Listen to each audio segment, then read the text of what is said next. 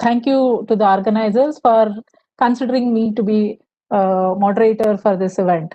So, as you know, the COVID pandemic has created really a couple of opportunities.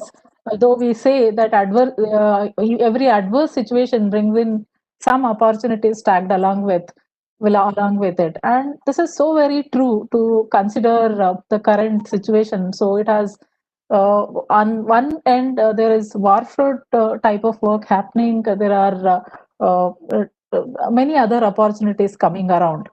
So, considering this, the topic is so apt for discussion today. So, that is rethinking work, flexibility, and engagement.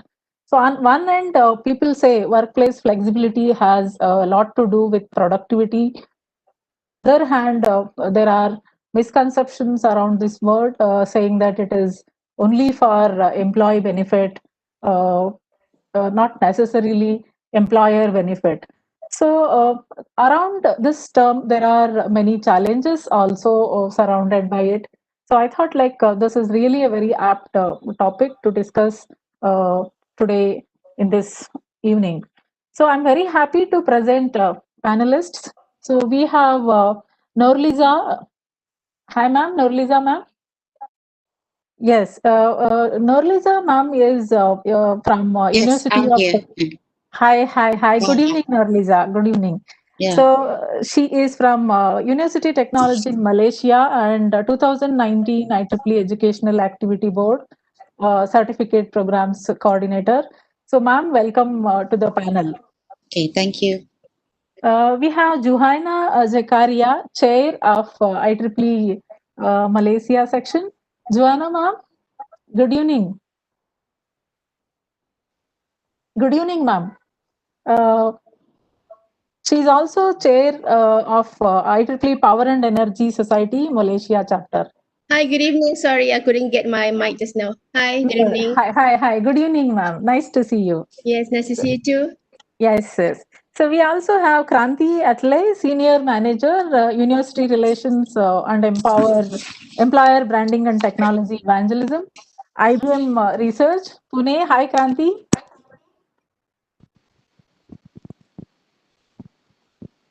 Hi, Kranti. Good evening. Yes, good evening. Hello. Hi, hi, hi, hi. Good evening. Yes. So, Anita ma'am, Anita Rajan is the CEO and CEO at Tata Strive and VP Tata Community Initiatives Trust, India. Good evening, Anita. Good evening. Thank Good you evening. for having me. Welcome to the panel. So, Thank we you. also have Prerna Gaur, Chair IEEE Tele section. Good evening, Prerna.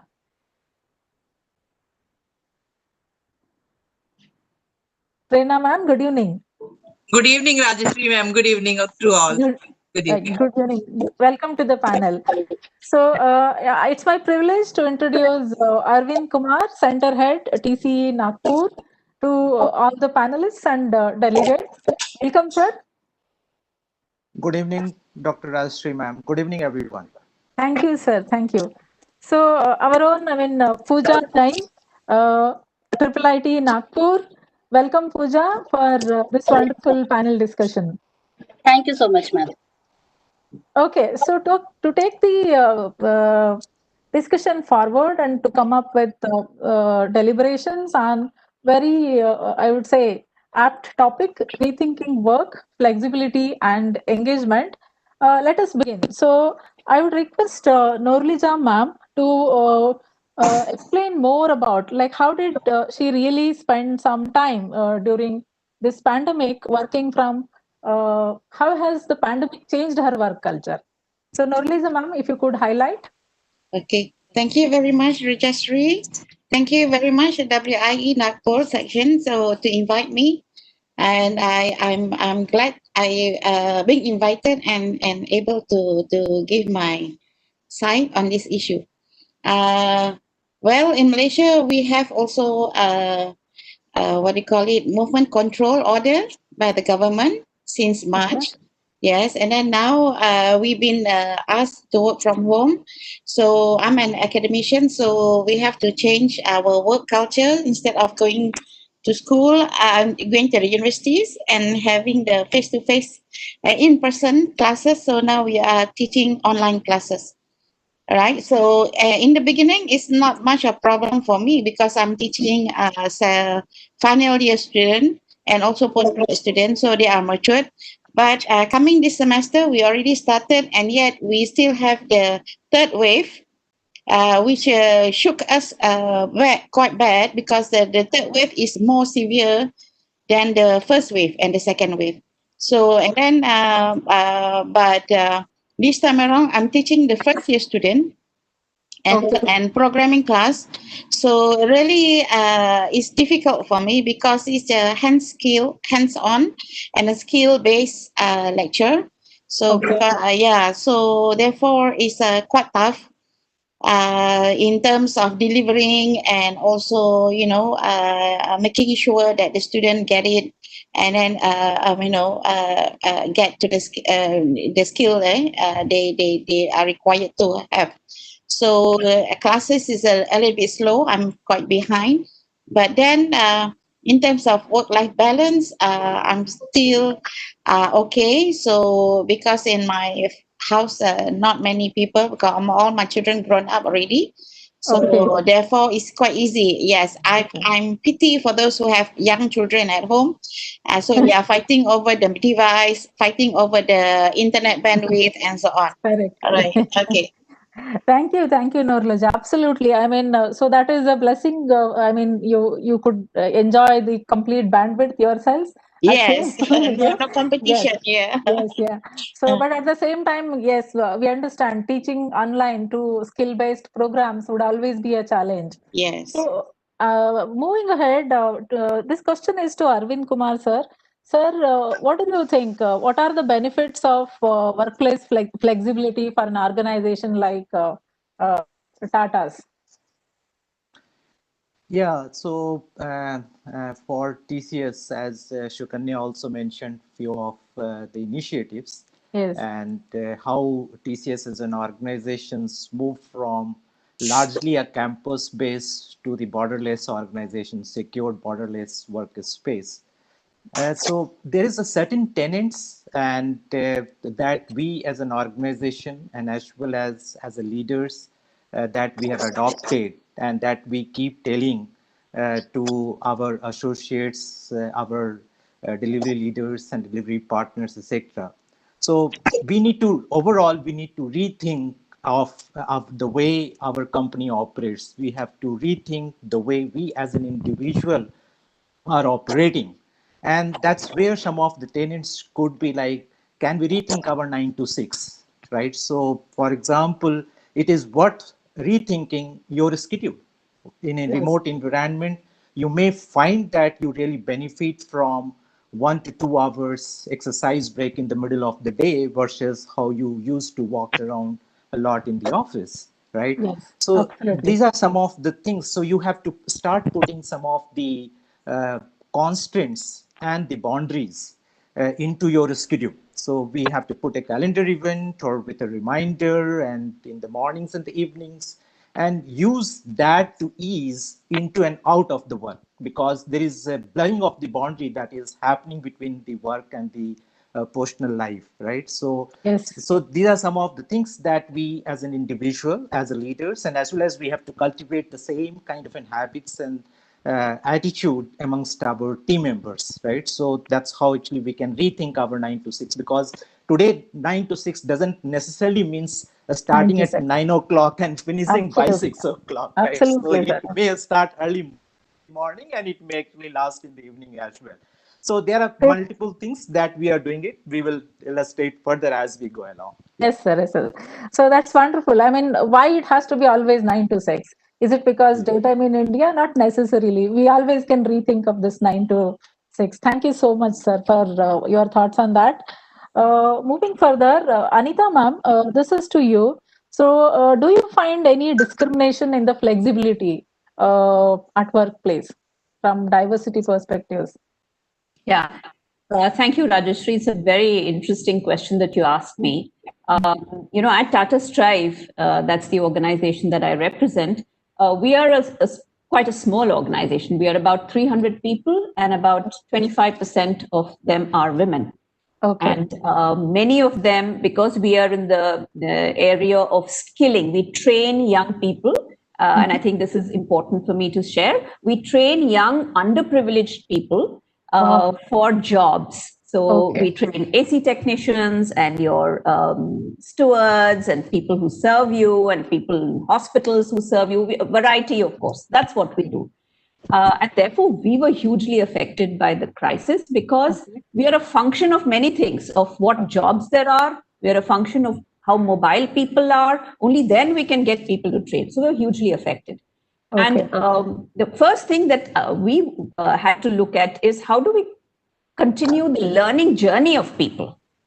And whether they were girls or who were, of course, hugely now protected by their parents, didn't want them to go anywhere, and also didn't have access to technology. It's interesting, but in a family where a mobile phone is shared by the entire family, perhaps, the mobile phone became the vehicle of learning because we went online. And since there were no physical classes. And interestingly, we saw that there were biases. The girl was not going to get too much time on the mobile when it compared to the boys in the family. Or they had to wait for their fathers or parents to come back because the father had the first priority on the mobile. So there were these kind of, nuances. But on the work front, the first thing we did, of course, is work from home. We stopped training at our centers, temporarily shut. Everybody worked from home. And we found that it was actually quite productive. Our women employees, being a woman myself, I knew that I was, looking at the dishes. I didn't have a maid, and we had so many other things to do. So one of the things we adopted is flexibility especially for the women employees, because given our culture, there are additional responsibilities on women. We have to acknowledge that. It's never 50-50. It's not all fair and square. So recognizing that, we were hugely flexible about the participation of women and the times that they choose. So as it was mentioned by Arvind also, it doesn't have to be 9 to 6. It can be after dinner, if after 8 o'clock, if the women were free. So these kind of adjustments were done. But the other thing that I realized is that the power of technology actually brought us all closer.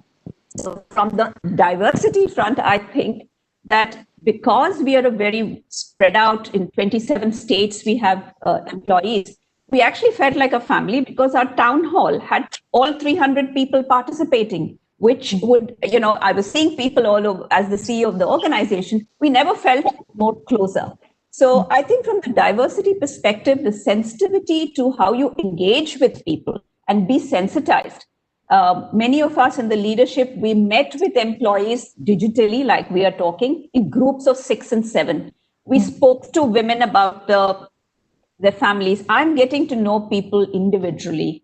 Who's in the house? Do you have small children? How are you managing? Do you have older in-laws to look after? So this personal touch makes a huge difference. And we have got such positive response from our employees, and that's the engagement part, to say, this organization cares. Absolutely. And cares about women especially, and of course about men. There's no positive discrimination against men, but I think particularly about women. So I'll stop here.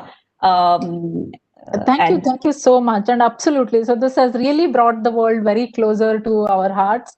And you very well brought it out. So still there are biases in the family as far as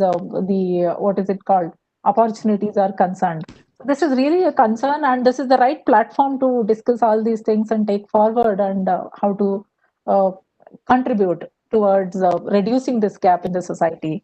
Looking forward for further discussions, Anita, and I'll move now towards Prerna ma'am. So Prerna ma'am, and how has been these days for you, especially with one such major flagship conference like INDICON 2020 under your responsibility? What was your experience, and what kind of challenges you have had? Good evening, ma'am. Good evening. And thank the team for giving me this opportunity for this panel discussion. part of this panel discussion. This pandemic, before this pandemic, we were given two big opportunities in Delhi section. Yes, All India Student Congress and the INDICON 2020, and I was having very high hopes that we will be doing great networking events in Delhi section. But unfortunately or fortunately, we had to adopt new normals since we thought about that we have to make it virtual event. And it's challenging because when we are doing face-to-face event, we can call meetings and we can assign the work easily, but now with the one phone and one laptop, we have to arrange all those things. Although the team behind this all Indicon and ASYWC working very hard, and everyone supported whenever I was in need. And now we have come to this registration part. So I would like to also inform that when this lockdown happened, I'm head of the department in our university. We were doing some scrutiny for recruiting the faculty. Around 400 files were there in my room for scrutiny. And it was really a challenge that our vice chancellor told that you have to do this scrutiny during lockdown period because you are now having much time. You are not having that commuting time. So I thought that when I will call the staff to the college and they will look into the files, corona can spread. So I have the phone numbers of the candidates. So I make a Google form and ask them to fill up that form with all the things which they have written in their application, and it became very easy to all committee members, and they did it. A very fabulous job was done, and everybody appreciated that this all in their bedroom or in their room they were doing this scrutiny. Absolutely, ma'am. So this is the creativity which is there in women, like convert any type of situation into their stride. So thank you so much, Dr. Prerna. And Kranti, like you being handling university relations as well as IBM as an between the two as an interface. How was your journey during the pandemic? How is it like you are coping right now also? Hi, thank you so much for inviting me. And, it has been a big challenge for a lot of people. But IBM was one of the first companies to go online because we already had the infrastructure in place. So we had, so it was not that a difficult challenge for most of us because we were already in that mode of we could work from home. We had flexible working hours. So for us to switch to working from home completely was not a major issue. But like everybody, there were a lot of things that had to be managed. You had to now balance your work life more because of the challenges of what the pandemic had to offer. But I think it also brought out a lot of creativity, I feel, in people. They found that they had more time. They could spend time in different things, which normally they would not have had time to do. For example, I enjoy cooking, but I tried different things from different countries because my son is very interested in geography, and he was talking about all countries. So this gave me an opportunity to try different things from different countries. So I think that was one of the very good things that came out of it, because now we could focus on something else as well. So and then at work, it was like, because earlier we, as part of university relations, we worked with local colleges, but now because everything became online, now we find that we are working with colleges across India. So our scope has increased. The work, of course, has increased, but it is a good challenge to have. So I think that with every problem, there's always something good that you have to look for. And now we can reach more students and bring our technology to the students online. Now they can all access things much better. So I think the availability and the accessibility for students has improved tremendously. Perfect. And that really has expanded the scope. I mean, as you said, like now you can reach out to Pan India and maybe borderless, as Sukanya was mentioning. That could be it is true in many instances also. So thank you so much for your inputs, Kranti. We'll come back and again discuss on the same topic with many more if time permits. So let me now move to Zuhaina Zakaria. Ma'am, you being in the power and energy society, so what is your experience? What do you think? Like where in power and energy might require a lot of field work. So working from home, how the professionals in this sector would have handled the situation? Okay, thank you very much, Rajashree. And I would like to also thank the organizer for inviting me as one of the panels. Looking into this COVID-19 pandemic, we can say that it really sort of like paused our work, okay, especially in the technology industry. And when we rethink back about this, there are actually two flexibility that we can identify. First is the flexibility in the work schedule, because not all work we can do remotely. So that means, I guess power industry is one of the essential services where the work must go on. So Absolutely. maybe some flexibility would be on the number of hours and then a rotation of the employees in terms of shift, in terms of perhaps a smaller group of people working using a schedule. And then the other part of the services which might be do remotely, then that one we can identify who will be working from home or working from other places other than working coming to the office. However, I think in Malaysia, there's not much. The the services is still going on. There's no disruption because I think this is the most important thing in our life. So it's really going on even though through the pandemic. Yes.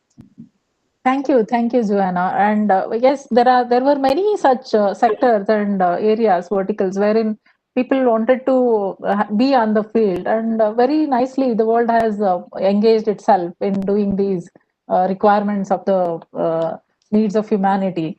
So, though it is last turn, Anita, sorry, it is going to be now Pooja. This, Ma'am, nevertheless, this is the list. I have a very interesting question to you. So, the perception of working from home, if is considered as an employee benefit, what do you think? So, is it really an employee benefit, or is it also has something to do with employer benefits? Yeah, a tricky question for me. It's actually both the ways. It's Okay. employer benefit also, because I wanted to talk about the pros and cons of both the things. Like Please go working ahead. from home has a lot of cons as well. Like Yes, for us teachers, Norliza ma'am has already mentioned all the things regarding the teachers. And the most absolutely. important, toughest part which I feel for the teachers is checking the papers. Because Absolutely. so taking the lectures can be handled at one point of time, but checking goes on to a great extent. And along with the home, along with the small kid, and the most important thing is then the employers feel that you are free for Saturdays and Sundays also. So we can Absolutely. have a meeting in the night also, in the afternoon also, so you don't get family time at all. So, but yes, the Totally biggest agree. advantage is the virtual conference like this. We would have never even thought of having such a good panel in which we can talk to so many people across the globe. So it's Absolutely. clearly a very wonderful thing that we have seen, and we are getting the trainings from MIT professors, from top university professors because of this virtual thing. So this has Yes. given a lot of advantage. Absolutely, absolutely. So thank you so much, Pooja ma'am. And this was, I think, the whole idea of this panel discussion, if I'm correct, has come from the organizing team of this ILS. And it is absolutely, I mean, I can see the abstract and other details so very well managed.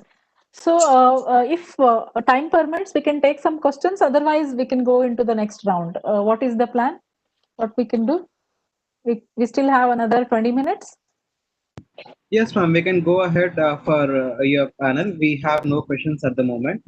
Okay, so in case if participants have any of the questions to the panelists, please feel free to write them in the chat window. So I have some more interesting questions, and whoever would like to take it up, please feel free to take. So what do you think? Is it necessary that there has to be a training required for people or employees, or even to that matter, higher management in any organization about rethinking this flexibility? So do you think there is less awareness, less, value for considering flexibility in work? So do you think any extra or essential training is required here? Yes, ma'am, please. Yeah. Please go ahead. Okay. I think when we started our movement control order in March this year, for example, I'm now attached with the training institution for the academic staff and also, the whole staff of university. So what are we worried about is how to do training for our staff. So I think for the first 2 weeks, we were sort of like set back, and we thought that this is only to be temporary. But when the movement control order continued for another 1 month, then only we started to plan what should we do to train our staff. I think reskilling and upskilling is very important because although maybe we have done this online training before, but it's not really intensive like that. So we need to make sure our staff is really familiar with the tools that they need, and also we also need to know what would be the impact of the assessment of the training. How can we engage the participants during virtual training? So that will be one of the challenge, and I really believe that training is very important for us to face this kind of challenge. Absolutely, ma'am. And considering the type of tools and techniques that are available, so you don't find them similar also. So you definitely need kind of at least some awareness and training to most of the stakeholders. That's very essential. Is even I agree to. So Rajashree, if I may also add, since we are also in the business of actually training and skilling people, and by skilling, you also need practical skills. So for an AC technician, I have to get that individual on machines and, there's hands-on work. Now, how do you do that remotely? And when we hired our faculty, so almost 50% of our 300 strong staff are faculty, are people who teach. And they were hired on their basis of sitting in front of a classroom of 25 people and being able to meet eye to eye and be able to connect with students and coach them and train them. Now, suddenly the pandemic has demanded different skill sets because now you don't have that class and you have people remotely and you see the faces. Sometimes they're on mute and not on video, so you don't even see them, but you still have to deliver. Second thing is, what you could have put together in a group and done as a group activity now is no longer group activity face-to-face. It has to be moved to digital mode. So did they need training? Yes, 100% they needed training because we didn't hire them to, they didn't come with that talent. But it's wonderful how quickly people adapt. And we're very fortunate that we had digitally savvy faculty and they very quickly adapted to this. So the seamless transition was possible, but there is a definite need for training of people to, now deliver in a different way, teach effectively without loss of learning.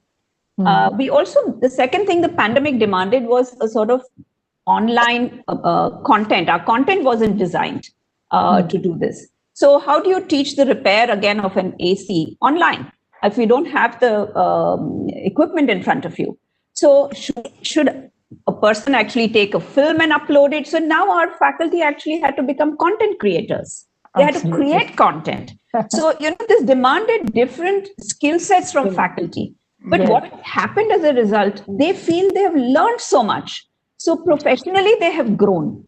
And that's the wonderful thing. So we have cross-functional teams who are developing content, and we are gone into a blended learning delivery model. In the span of 4 months, all our content now is available in a blended form. Digital format, and absolutely. They have got professional development. They now are comfortable with the new media. So there's a lot of positivity in the whole thing. Wow, that's very, very, very true. So even for us also, the whole May and June, we went into making digital content because we as instructors, there's a lot in our brains, but then when it comes to delivery, it is to come through our mouth from the brain. but now you need altogether a different tool. So that's absolutely right. Prerna ma'am, you wanted to say something. Yeah, ma'am. In the month of March, April, we started thinking how to teach online because every teacher was not equipped with all those things. So our vice chancellor ordered the writing pads, and we were given 3 days training how to effectively use this Google platform for teaching. And we also learned how to make a paper effective for the students so that they cannot copy open book exam and using Google Forms, how to make the MCQs and other type of question papers. So we have undergone lots of training, and we have also given that to the other faculty members and students. Absolutely, ma'am. Very true. And then see, almost half of the panelists, including me, we being from the academics area. So as you just mentioned about delivery is one part, evaluation is another part. So how do you feel like your delivery? See, April, May, June almost went into preparation. From July onwards, we are in the delivery mode. We are also assessing the delivery, that is, student evaluations have started. So, what is your feel that how successfully you could engage your class in an online mode compared to a traditional class?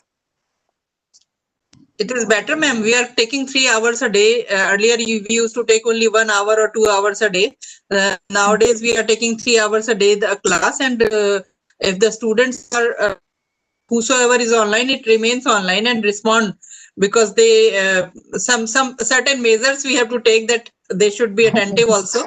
In between the class, we have to ask randomly to some students the questions.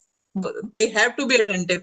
So it's effective, and they are getting good knowledge in this pandemic time also. And they are engaged totally, completely. Yes, ma'am. Pooja ma'am, your take on this? I have a different perception actually. Because engaging the students online is a tough thing. We don't know that whether they have just switched on the laptop or they are actually listening it. So asking the questions is only one way of doing it. And really, we are going through a lot of pains in getting that whether what we are delivering is actually getting in their brains or not. In fact, we have gone for subjective evaluations also. Okay. Because of this reason only, that MCQ is not going to suffice, and we will not be able to evaluate them properly. So we have gone for subjective evaluations. Okay. And yes, one thing I'm teaching object-oriented programming. So programming has, in fact, advanced in this case, because now you can actually open the environment and then code, and the students are also coding along with you. So that was not there in the offline classes, which is a benefit in the online classes. Yes. So now they can actually code along with us, and whatever the questions are being asked, because we take lab sessions also, and in that this has definitely improved coding the things. So similar experiences here also, because how do we know like whether they are really listening or just joining the meeting and then doing something else? So very true, ma'am. But as programming courses like Java and other, you can see, but the extent of participation still seems to be very moderate, less to moderate as far as my experience is concerned. But in a traditional classroom, you can actually go to their desks and see their notebooks, see their screens. So that we really are missing is what my take on this is. It's also a question of access and connectivity also, at least in our case where we are working with disadvantaged students, students from poorer sections of society. Access and connectivity are the two big issues. Another problem. Yeah. Interest may be there, but there is access and connectivity issue. Yes.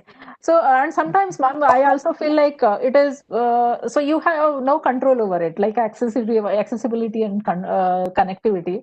If they say, ma'am, I was disconnected, there's some problem in my mic, there's some problem in my network connection. So you are, helpless, you can't do anything. So yes, so that measurement, I would say engagement measurement is a little tricky, and we have to come up with newer tools to really measure how have we engaged the not just students, even the employees also, I would say. So that's a very interesting discussion going on. And there's one more question I can see on the chart, that is working from home has become almost 24/7. No time to break, especially for women. So your opinion on this? It is very true, ma'am. It is very true. Yes, yes, Yeah, yes. that More is than where, 24 ma'am, hours a if I day for can this. add, Please, sir, please. if you look at from an organization perspective, again, it is not very different than what the other panelist has spoken, even in the world of the academia.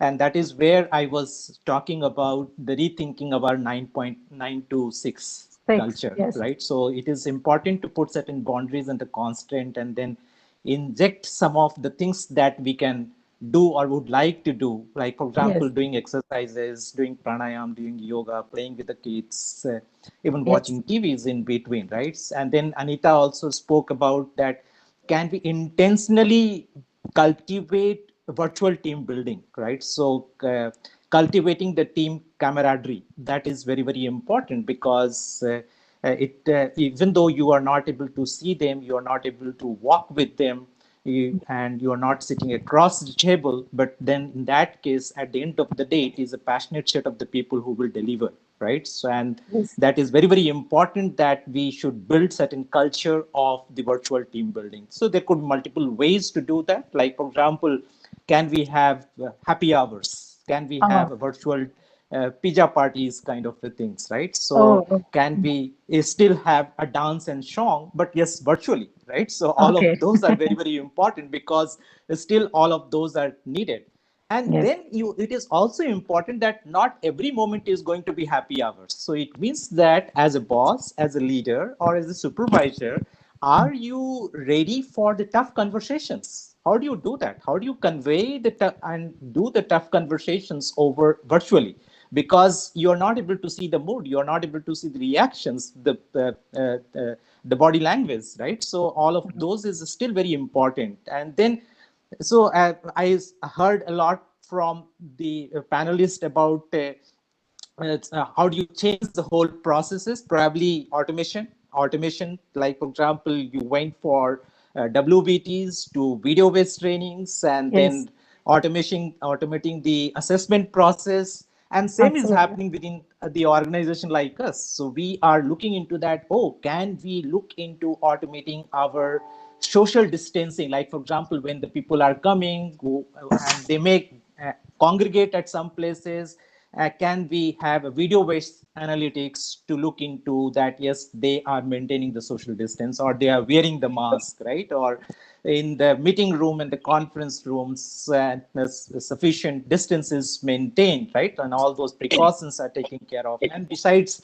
the other processes that goes as a backend. And then we also look into, and we have seen as an organizations we have adopted in the past, and that has benefited us, is adopting a culture of writing and documentation. Like for example, I heard Dr. Prerna Gaur ma'am that yes, can we write whatever that is there in the mind, or Rajashree ma'am that you mentioned about that, whatever that is there in the mind, now it is, you cannot keep that in that island. You have to Correct. brought it into a piece of paper Absolutely. or Absolutely. into the PPT, and actually that writing and documentation becomes very, very important, right? So Absolutely. then we also have to think about rethink the way our team meets and collaborate, right? So collaboration today, you say that the most hated sound in the world is, for example, Microsoft team ting ting ting ting, whatever that or for example. Yes, sir. Yes, So sir. those things are now the way of life. So so some of these that we have to do, and we are doing it. I'm pretty sure that when we come out of these COVID-19 situations, and it is not completely going to be a remote, it is not going to be completely physical, probably somewhere in the hybrid mode, and we Yes. will emerge much more stronger with this Stronger. physical plus Absolutely, digital sir. together, right? Digital. Yes, yes, sir. Absolutely, sir.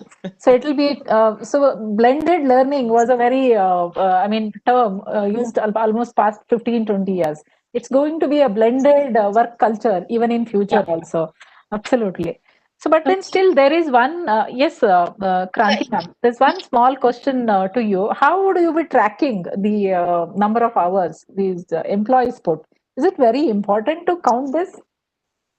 I think with working from home, if you see that when the employees get that benefit of working from home, I see that people tend to work more than when they come to office. When people come to office, there is a lot of time spent in coffee breaks and lunch breaks or walks, and they take that time to bond with the team members. But I felt that now that people are working from home, I feel that the productivity has gone up much more, because they feel that they have the flexibility of doing work in their own time. So they're able to do some work-life balance. And then when they are working, they are definitely putting in more hours or more work. So it is not the quantity that is important, but the quality of work that is coming out. So I think it has definitely improved during this time. Okay. Okay, if I may add, Please, ma'am, please. Yes, sir. Okay. Yes, ma'am. Yes, I agree with Kranti. However, there's downside of it. I think everyone feel tired because they have work more. They have no escape, no excuse. Like, and then plus you are sitting at the same place, you are living in the same place, and then the workers. I think if it's this type of work from home lengthen, the employees will become tired, fatigue, and so on, because the environment, you don't normally when we go out, even though okay it's costly to travel, but the thing is at least you go out of the house, a different environment, then you can meet other people, sharing ideas and thoughts. It's not just like a normal coffee breaks, but you need that what do you call it, this interpersonal skill, for you to bond with other people, and then for you to discuss and network and to get ideas. Right. And then I myself find it hard, even though okay, for the teaching part we can do teaching online, but on the research part, that is quite difficult. So you keep on looking, having, or you use whatever means like WhatsApp, to keep on communicating and to your students, to your to keep up, asking, okay, have you done this? Have you done that? Can you give me this? Can you give me that? And then now we are more everything doing online, so everything is doing a soft copy, meaning the reports are all soft copy. So they send to you, even like a thesis and so on. When there is a viva, they send you the soft copy thesis, which is at the end of the day it really fatigue your eyes, fatigue everything. Absolutely. So yeah, so it's quite difficult, and I believe either overall I think the performance, especially for researchers, maybe sliding a little bit. All right, thank you. Yes, absolutely. I to an extent, like our screen time has increased. Earlier, also we used to be hooked up on our screens, but not so much. At least after coming back home, you used to be free. Yes. So now there is no such boundary which is there. So because there is nothing like 9 to 6 right now. Yes, correct. So, yeah, there are other. I think add one more. Please. I think now what we have is no longer work-life balance, but work-life integration, where our work and life has integrated. However, absolutely, ma'am. Yeah, such a nice coining of the words. Yeah, I agree. that we should put aside some time for ourselves. So even though maybe family dinner or maybe reading book, just slot in our schedule and coordinate with our family members. I think that's very important. And we also must committed. For example, if we have put some me time in our calendar, then stick to it. And I also know that some employers that they have a tools which employee can put a no entry sign, meaning that during that period the boss cannot disturb them. So I hope the employer will be more understanding to understand people who are working from home. Yeah. Actually, I wanted to, Zuhaina ma'am said exactly the same which I wanted to say, because you were talking about the trainings. So the employers also need a lot of training, that we need to have that me time, because now we don't have those office timings of 9 to 5. So even on Saturdays, you are called on a meeting, and even if you are on a leave, you are expected to join the meeting. Saying that you are at home, you can join the meeting. But that's not so. We should have that me time. Yes, true. And training should be given to the employers as well. Yes, and it should be also cope up with the same thing. Absolutely. So there are two very interesting questions in the chat. First question I'll read out. I think I have not got out the complete correct meaning. Let me read it. So how do you dispose of the employees who are having their essential work discarded? The one who worked at the lower order, someone along the lines of cleaning staff, etc. So when do you draw the line between ethics/management? I may just take that because, in our centers, we have housekeeping staff. We had engaged with an agency for housekeeping staff. Now, with the centers totally vacated, we didn't need actually those staff because they weren't children. But we know that the salaries of these people employed depends on us paying the agency. So till date, we are still continuing to pay the agency the salaries of those staff. Let's see how long this continues. So I think there is a balance between working with the mind and working with the heart. Just like at home or our house help, we are paying the salaries, we are paying the Diwali bonus, whatever. We don't have to, but we are because we know their lives depend on it. So I think, especially being a Tata organization, this is one where we deal on a very humane basis, and that's the way we should. We are not a business. I can't talk about business which work for profit. Maybe for them there is a different compulsion, but to the extent possible, we are keeping the staff and retaining them and paying them their salaries. Yes, ma'am. I truly agree. Most of the organizations probably are following it, and even if not, I think it is recommended that this needs to be done. This is need of the hour. So thank you so much for that answer. I hope, Adesh, your question got answered. Now there's one more question specifically to Arvind sir. How this work from home culture has changed the expansion strategy for IT companies? So many IT companies across the globe have decided to continue work from home forever and investing more on digital infrastructure, not on the capital investment. So thank you for this particular question. Very interesting and very important question. And you might be hearing a lot of things. In fact, the government yesterday also came out with certain regulations to get rid of certain compliances issues with respect to the static IP and hooking on to a particular digital worker to a particular place, right? So those kind of an order has come, and that means that we are seeing as an organization, if you look at, and so would be the case with many of the other IT organizations, we are seeing this as an opportunity. How actually we can look into, for example, if you look at the TCS Nagpur, and currently we have 10,000 seats, and we had planned to expand it to 40,000 seats here, right? So that kind of an expansion is there.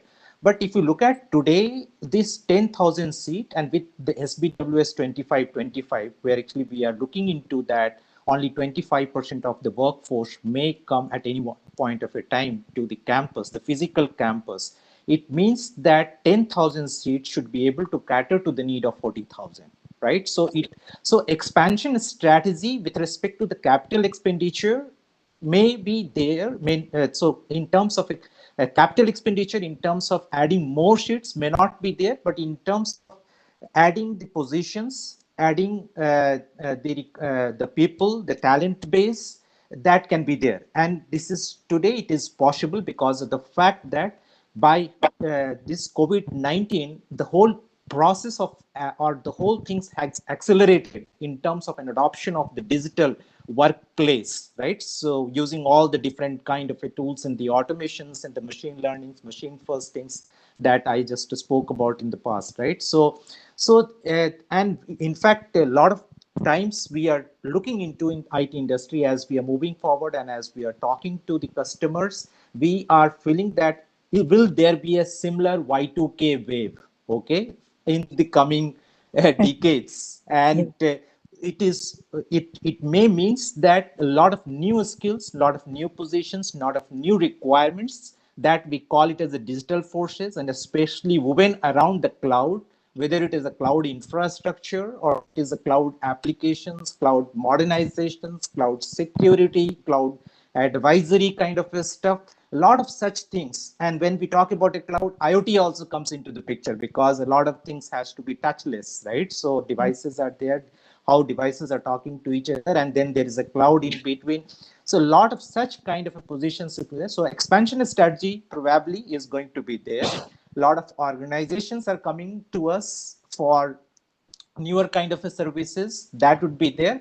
However, we may see lesser expenditure on the capital expenses, which could be just creating a physical workspace, right? Creating a physical seats that may, so there would be an optimizations onto that capital expenses. Thank you, sir. I think that was a very appropriate reply to Ravi. I hope your question got answered. One last question from me, and I think we can.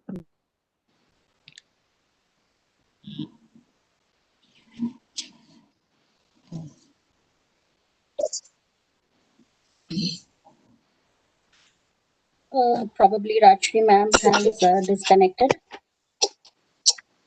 In future, if you rethink your flexibility, so if you bring in this blended type of work culture, what would happen to this? So, as you just mentioned, the capital investment in terms of workspaces in organizations or classrooms for academics.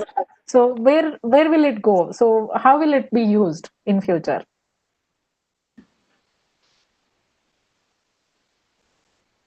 I would like to add on to this. Please, ma'am.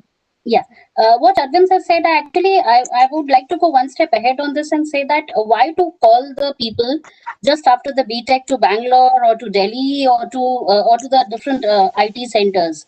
Why not they can stay at Allahabad or Kanpur and do their job?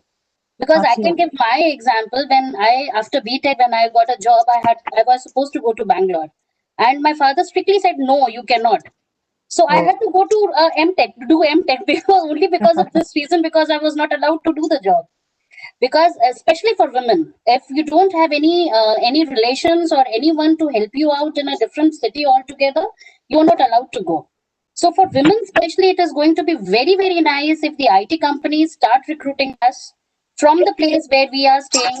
And this is going to be a very, and in fact, women, we all know, are always better than men in giving output. So because we are more, we can say we are more dedicated towards the work. And so definitely it is going to improve in all the aspects. Thank you so much, in fact, Dr. Jain, Dr. Pooja, I second what you are saying. And this COVID-19 situations, one thing that it has done is democratization of the wealth, this wealth, right? So today, the wealth and the expenses, whatever that is, comes at the around the wealth creation. It is not limited to few select cities.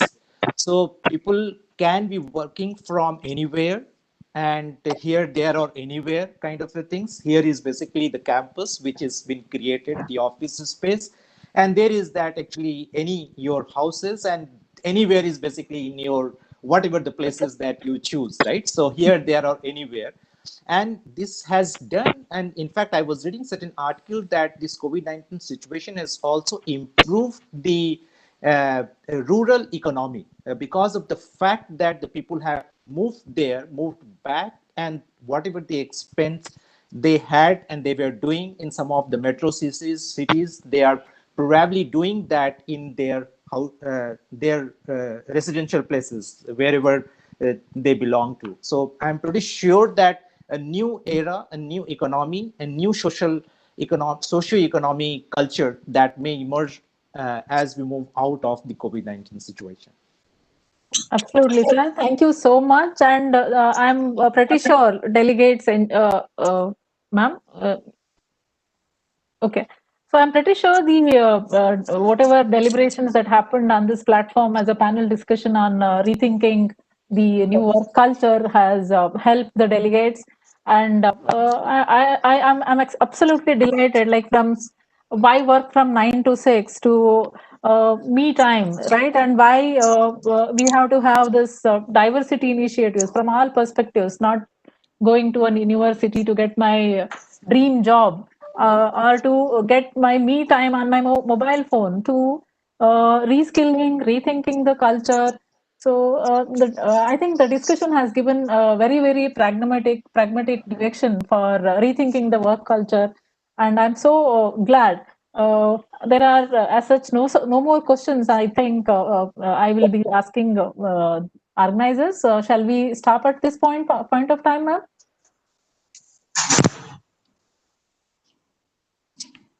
Okay, thank you so much. Thank you all the panelists. Thank you Kranti ma'am. Thank you Pooja ma'am. Thank you Zuhaina. Thank you Norliza, Prerna, and Anita. And it was absolute pleasure to have you, Arvind sir, among all the women. I hope I think you could bring that diversity perspective into the panel very well. So thank you so much, and thank you Preeti ma'am, Amoli as well for inviting us and giving us this wonderful opportunity for having this panel discussion. Over Okay. to you. Over to you. Thank you, everyone. Thank you, Rajashree. Bye-bye. Thank you. Arvind for inviting me. Thank you, Arvind. Thank you, Anita. Thanks for coming. Yeah. Okay. Thank you. Bye. Yeah. Thank you, everyone. Bye. Bye-bye. Thank you. Bye-bye. Bye. Hello. Thank you, ma'am. Here I would like to take the opportunity. Vamsi, could you please continue with the e-memento part, please?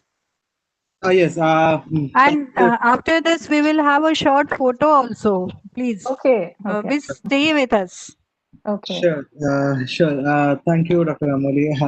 I have been listening, so I just removed my earphones that the session is over, but very exciting panel and so much of learnings I had and the questions that were being posed and being asked, nothing like it.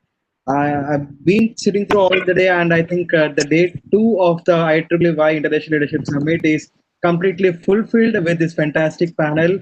So, with no much delays, firstly, I want to thank our moderator, Dr. Rajashree Jain, who is the Vice Chair for India Council Student Activities Committee. Thank you, ma'am. Please consider this as our virtual token of gratitude for all your time sparing with us and moderating this entire panel. Fantastic, amazing panel. Thank You you, so much. Vamsi. Thank you. I have accepted it. Yes. It's very nice. And now I would request Dr. Norliza and Noor to please accept this token of gratitude from us on behalf of ILS for being a part of this amazing panel. Okay. Thank you very much. I accepted it. Thank you. I would request Dr. Zuhaina Zakaria to please take this token of gratitude from IEEE team. Thank you so much for being a part of this fantastic panel, Dr. Zuhaina. Thank you very much. I'm very glad to be here. Thank you. Thank you, Ms. Kranti Athalye. I mean, something that I really understood more about what IBM does today. This is really a fantastic panel, and I'm thanked for all your patience and answers for all the questions put forward by our moderator. I really appreciate taking your time. Thank you so much. Please consider this as a token of our gratitude towards your presence here. Thank you. I accept. Thank you.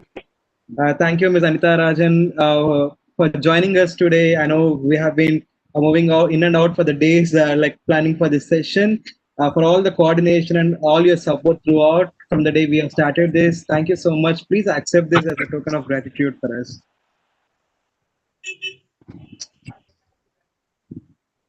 Oh, she's there. Yeah. Thank you, Prerna ma'am, not just as a supporting partner section, but also being part of our panel and also being there for all entire day listening to all the sessions. It requires everyone's effort, like and a support like yours and a guidance from yours is always important to all of us. Thank you so much. Please accept this as a token of gratitude from our side. It's my pleasure. It's my pleasure to working with a vibrant team. Thank you so much. Thank you for this idea of gratitude. Thank you. Arvind sir, I know we have been discussing so many things over email, starting with the speakers, from deciding the sessions and executing this to that extent. I mean, we are almost 2/3 of the ILS summit. Without you, I am sure we wouldn't have been this far. And for this amazing panel and all your feedback and patience to answer all the questions, thank you so much. Please accept this token of gratitude from us on behalf of ILS.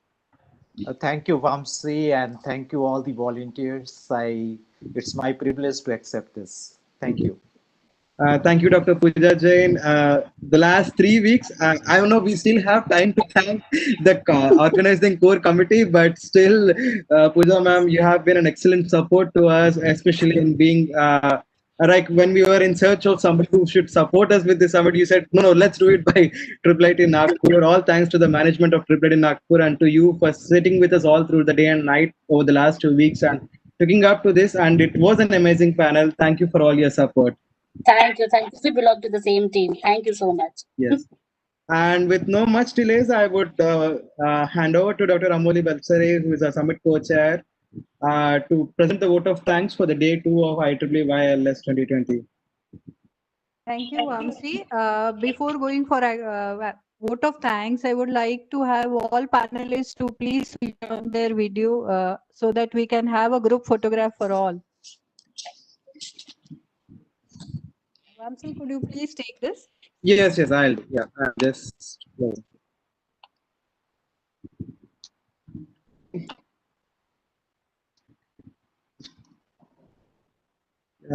Got it.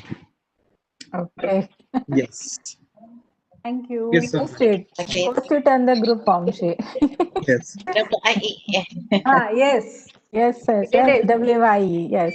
Yes. Okay. Oh, sorry, sir. Just a minute. This one. Okay. Yes. Okay. Yeah, please, W. Yes, that is W. Yes.